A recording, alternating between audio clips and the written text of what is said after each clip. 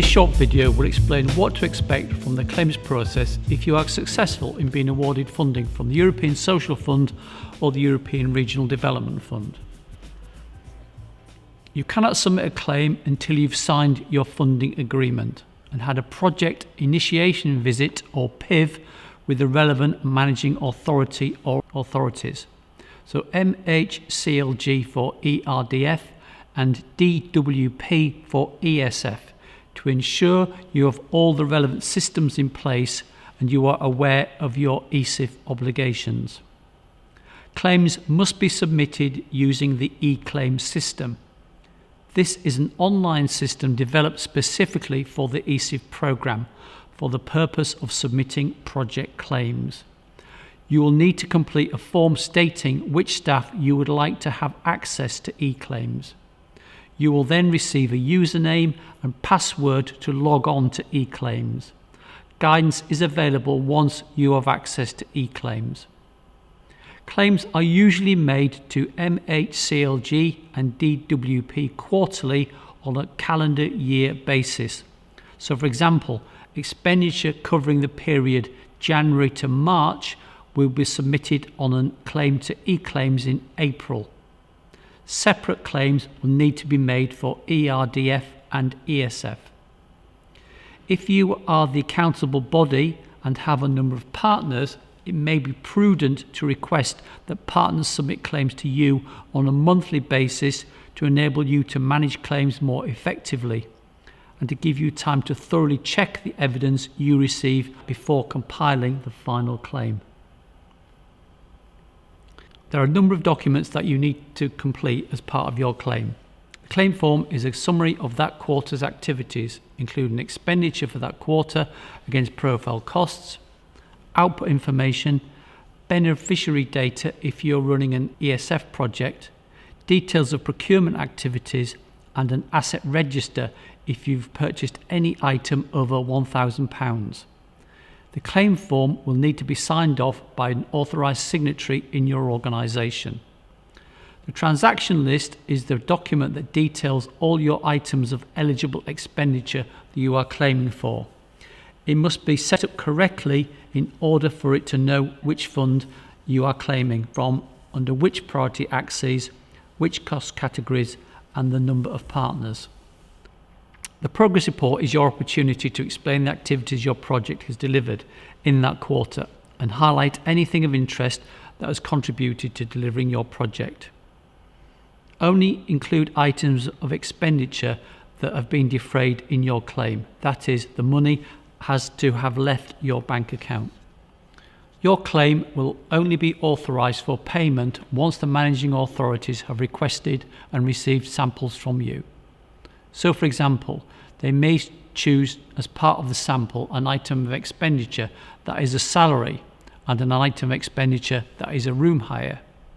For the salary, you will usually need to provide the person's timesheet and a printout of their salary breakdown from payroll, plus evidence of defrayal, which can be a bank statement.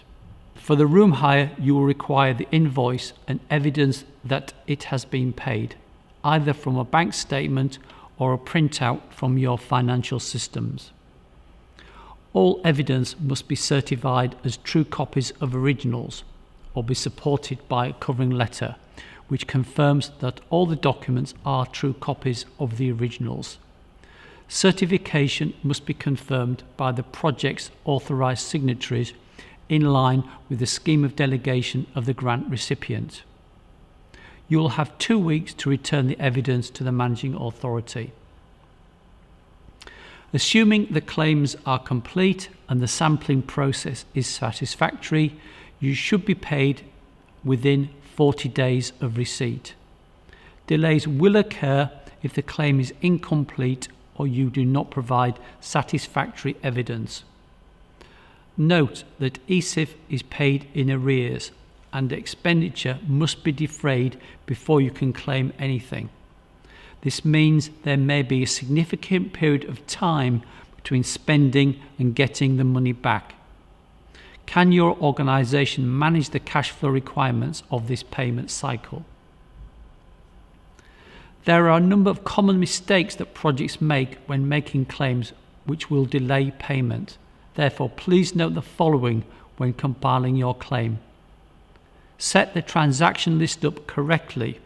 The setup button at the top of the spreadsheet will take you through the setup process. Make sure the defrayal dates for each item of expenditure fall within the quarter.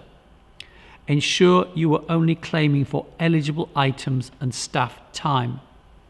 Make sure that all your items of expenditure are adequately described so that it is clear what you are claiming for. There is guidance available on how to complete the transaction list. Check that the category of regions cost have been apportioned correctly if your project covers both transition and more developed areas. Also, make sure that the total eligible value equals the category of region totals combined. Ensure that the figures on your claim form match the figures on the transaction list.